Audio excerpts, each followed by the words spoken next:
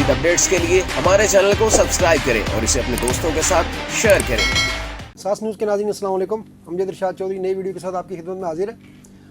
आज हम जो वीडियो लेकर आए हैं, बड़ा अफसोसनाक वाक़यात पेश आए हैं। आपको पता है बलूचिस्तान में बेगुनाह लोगों की जानें ली गई हैं, दूसरी तरफ फोर्सेस के कैंपों पर हमले हुए हैं और ये भी हालिया दिहाई का सबसे खूनी दिन था। जो पीर जो था, ये सबसे खूनी दिन साबित हुआ है बलूचिस्तान में कि इसमें तकरीबन अब तक जो है वो 55 लोगों की जानें जा चुकी हैं इसमें, अब तक की इतलात के मुताबिक। और कई मकामात पर ये इतलात ये हैं कि अभी तक झड़पें जारी हैं।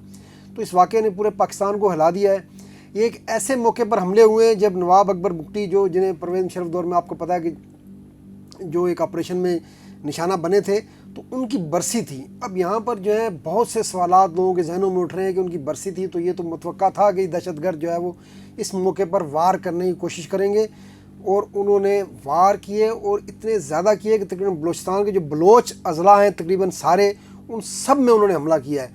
और उन्होंने एक तरफ रेलवे पुल उड़ाए हैं जिसकी वजह से बलूचिस्तान का बाकी सूबों से रब्ता कट गया है, और दूसरी तरफ कौमी शाहराह पर उन्होंने खून की होली खेली है। असिस्टेंट कमिश्नर पर हमला किया है, FC कैंपों पर हमला किया है, लेवीज़ के थाने पर हमला किया है, और फिर उसके बाद जो ऑपरेशन के लिए जाने वाले सिक्योरिटी एहलकार थे उन पर भी हमला किया। अगरचे 21 दहशतगर्द भी मारे गए, ISPR ने बयान दिया है, लेकिन इसी बयान में है कि 14 जवानों की भी शहादत हुई है इसमें।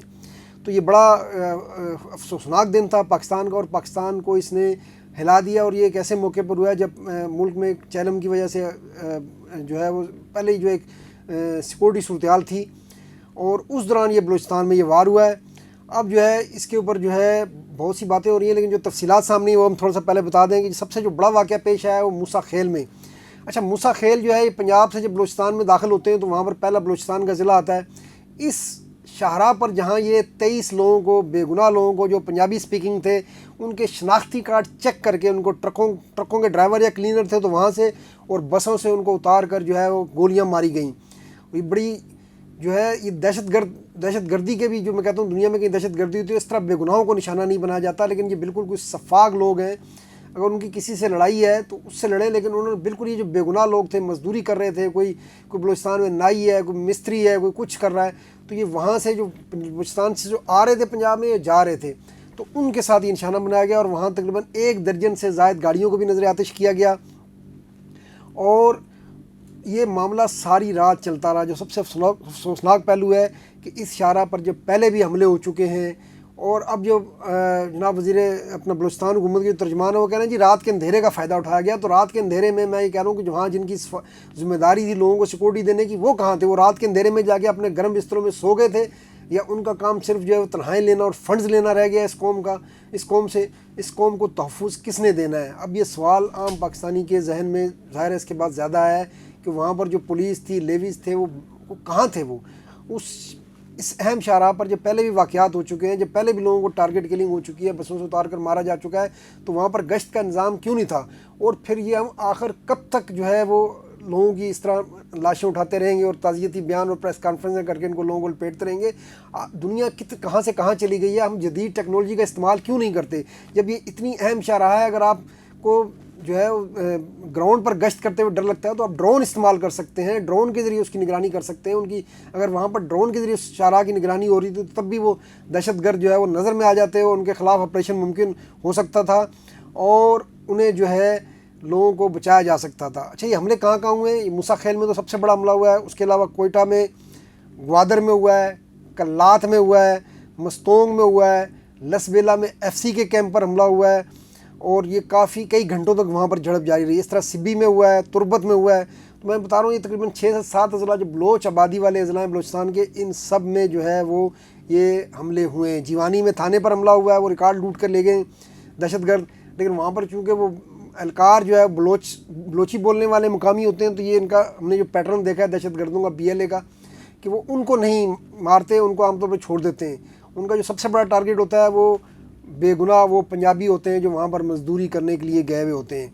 अब जो है इस वाक़े के बाद और इससे जो पहले वाक़यात हो गए हैं, ये तो अमली तौर पर वहाँ पर जो है उन अज़ला में बाकी लोगों का अब जाना जो है ऐसा लगता है कि वो तो मुमकिन नहीं रहेगा। कौन अपनी जान जो है वो थैली पर रख कर जो है वो वहाँ पर जाएगा, और किस तरह बेदर्दी के साथ इन लोगों ने मारा है। अच्छा, लसबेला में जो है ये इतलात आई है कि ये कई घंटे तक जो है वो एफसी के कैंप पर हमला किया उन्होंने, उसके बाद झड़पें जारी रही हैं।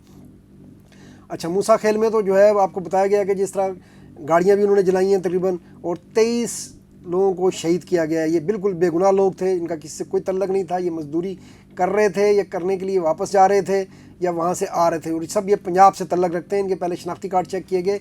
आप ये देखेंगे कितने इत्मीनान से कार्रवाई की गई है, और इस दौरान वहाँ पर कोई दूर दूर तक कई घंटे तक ये कार्रवाई जारी रही होगी, क्योंकि बड़ी तादाद में गाड़ियाँ भी जलाई गई हैं, लेकिन वहाँ पर इस दौरान कोई कुछ वहाँ मौजूद नहीं था, ना किसी किस्म की सिक्योरिटी थी। इस तरह कल्लात में जो है लेवीज़ के 4 एहलकारों समेत 8 अफराद की जानें गई हैं। अच्छा, उसके बाद जनाब अली बोलान से 6 अफराद की लाशें मिली हैं जिन्हें फायरिंग करके कत्ल किया गया है। जीवानी में थाने पर हमला हुआ है, और उसके बाद जनाब बाकी भी कई मकामात पर धमाकों की इतलात हैं। तो तकरीबन ये जो, और ऑपरेशन में आपको जैसा कि मैंने बताया कि 14 एहलकार भी शहीद हुए हैं। तो तकरीबन ये जो जनाब 50 से ज़ायद जानें जो हैं वो गई हैं, और ISPR ने बताया कि 21 दहशतगर्दों को भी मारा गया है। लेकिन ये सारी चीज़ें जो हैं, ये सारे वाक़यात हैं। अब वज़ीर दाखिला साहब अपनी प्रेस कॉन्फ्रेंस कर रहे हैं और बलूचिस्तान हुकूमत तर्जमान अपना बयान जारी कर रहे हैं। ये हर साने के बाद हम यही देखते हैं, लेकिन इंसानियात को रोकने के लिए जो नहीं होता वो एक बहुत बड़ा सवालिया निशान है। हम बलूचिस्तान में CPAC का डंडोरा पीटते हैं, हम कहते हैं हमारा क्राउन है, लेकिन वहाँ हम अपने शहरियों को भी सिक्योरिटी देने के काबिल नहीं है। इन वाक़यात ने जो है वो कम से कम दुनिया को यही दिखाया है। और इस पे जो है मैं ये कह रहा हूँ कि अब एक वक्त आ गया है कि बलूचिस्तान के हवाले से कोई एक हुकूमत अमली बनाई जाए, दहशतगर्दों से निपटने के लिए भी और बाकी मसाइल पर भी, क्योंकि इस तरह अगर इतने मुनज़्ज़म हमले पहली बार हुए हैं तो ये मामला मज़ीद जो है वो आगे ख़तरनाक हो जाएगा, और ये मज़ीद रियासत के लिए मसाइल पैदा हो जाएंगे। तो अब हमें जो है खाली खोली बयानात से निकल कर और अपनी पूरी हिकमत अमली पर नज़रसानी करनी चाहिए। ड्रोन्स का इस्तेमाल करना चाहिए, जदीद लोकेटर्स का इस्तेमाल करना चाहिए, मैपिंग करनी चाहिए।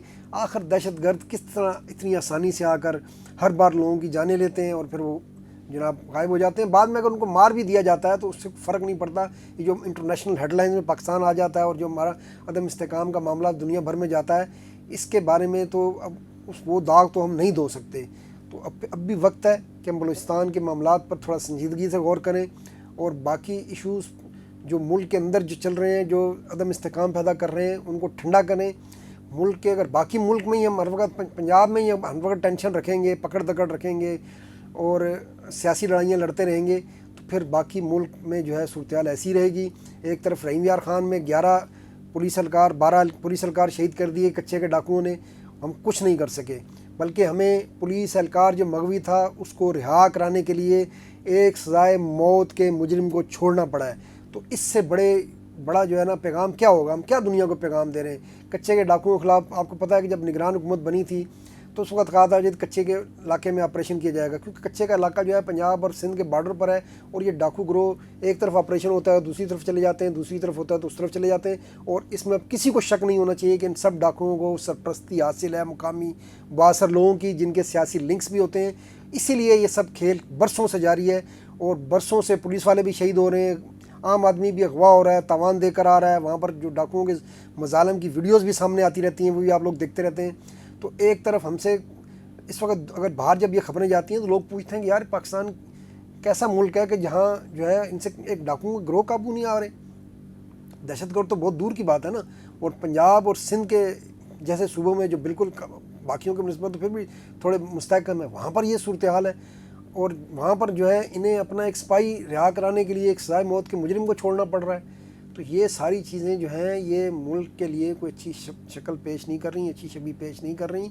अब हमें जो है रवायती मज़म्मतों प्रेस कॉन्फ्रेंस से आगे बढ़ना होगा, इन मसाइल का हल तलाश करना होगा। ख़ास तौर पर ये जो बलूचिस्तान में जो कुछ हो रहा है, ये मामलात ख़राब से ख़राब तर होते जा रहे हैं, और अब जो है वक्त जो है हमारे हाथ से सरक रहा है। ये जो हमले बता रहे हैं कि दहशतगर्द कितने मुनज़्ज़म हो चुके हैं कि उन्होंने बेहक वक्त कितने अज़ला में इतने बड़े पैमाने पर हमले किए, पुल तक उड़ा दिए, शाहराहें बंद कर दी, FC कैंपों पर, लेवीज़ के थाने पर, यानी कहाँ कहाँ उन्होंने कोई ऐसा इशा छोड़ा नहीं है जहाँ उन्होंने पैगाम असिस्टेंट कमिश्नर पर हमला करके उसको ज़ख्मी किया है।